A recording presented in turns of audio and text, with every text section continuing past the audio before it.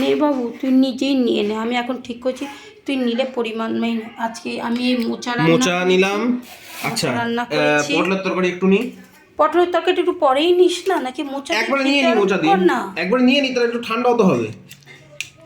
উঠছেও না ভালো করে। অল্প করে নে না। অল্প করে নিয়েছি, হ্যাঁ, অল্প করে। অনেক কিছু হলে না তখন অল্প একটু ঝোল নি।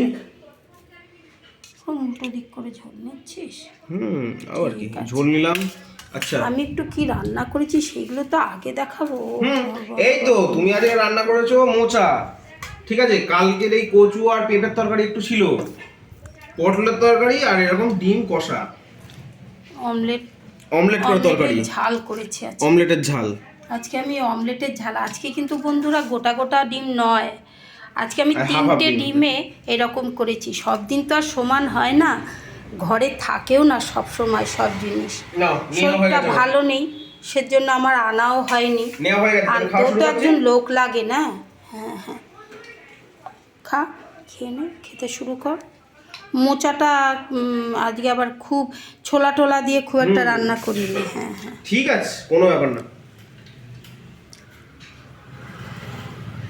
ছোলা টোলা দিয়ে রান্না করলে একটু টেস্ট ভালো হয়েছে,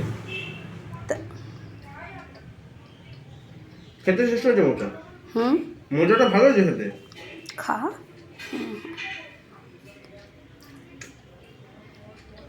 মোচা একটু অন্যরকম লাগে, সব কিছুই ভালো লাগে, সব কিছুই খাওয়া দরকার। আর ডিমটাতে একটা একটা ভালো করেছো তুমি, পেঁয়াজগুলো একটু গোটা গোটা আছে দেখতে। পেঁয়াজগুলো মিশে যায়নি হলে। তুই তো ভালোবাসিস ওরকম খেতে।